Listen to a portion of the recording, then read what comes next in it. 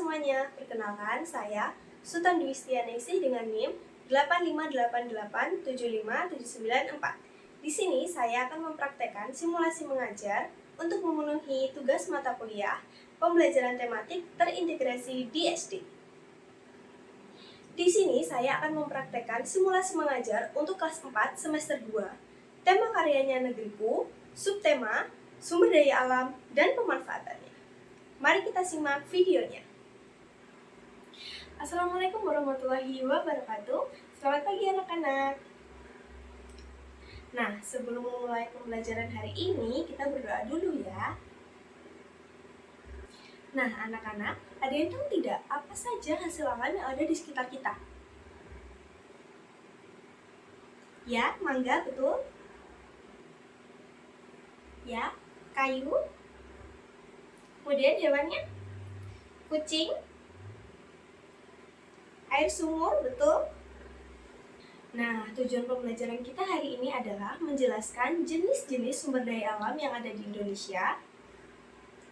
Kemudian memberikan contoh pemanfaatan sumber daya alam dalam kehidupan sehari-hari.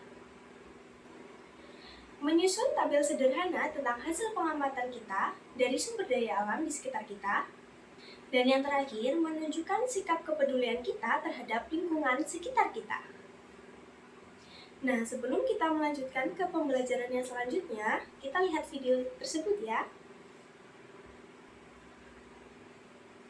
Ya, perbedaan antara sumber daya alam hayati dan non-hayati. Oke, sumber daya hayati adalah sumber daya yang berasal dari makhluk hidup. Contohnya tumbuhan seperti padi, mangga, jagung, dan lain-lain. Kemudian, sumber daya non-hayati adalah sumber daya yang bukan berasal dari makhluk hidup. Contohnya ada air, udara, dan bebatuan. Nah, sumber daya alam itu dibedakan menjadi beberapa jenis. Sumber daya alam yang bisa diperbarui dan sumber daya alam yang tidak dapat diperbarui. Sumber daya alam yang dapat diperbarui seperti air, tanah, dan tumbuhan. Kemudian, sumber daya alam yang tidak dapat diperbarui, contohnya seperti batu bara, emas, dan minyak bumi. Kemudian, berdasarkan asalnya, sumber daya alam dibedakan menjadi dua jenis. Seperti yang sudah Ibu jelaskan tadi, sumber daya alam dibedakan menjadi hayati dan non-hayati. Nah, sumber daya alam hayati adalah sumber daya alam yang berasal dari makhluk hidup. Dan sumber daya alam non-hayati adalah sumber daya alam yang bukan berasal dari makhluk hidup atau berasal dari benda mati. Nah, kemudian untuk manfaat sumber daya alam sendiri, kalau sumber daya alam hayati untuk tumbuhan biasanya bisa digunakan untuk masakan atau untuk makan kita sehari-hari.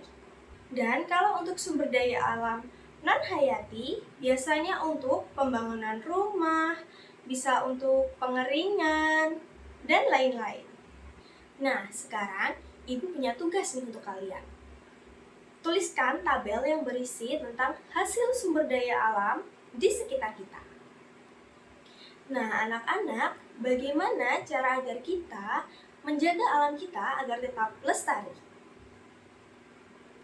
Ya, menghemat penggunaan listrik, membuang sampah pada tempatnya, merawat pohon, menanam pohon, dan merawat tanaman. Nah, anak-anak, semuanya sudah selesai menyusun tabelnya ya. Apabila belum selesai, bisa kita jadikan sebagai pekerjaan rumah. Nah, sebelum mengakhiri pembelajaran kita hari ini, kita berdoa dulu ya. Terima kasih. Wassalamualaikum warahmatullahi wabarakatuh.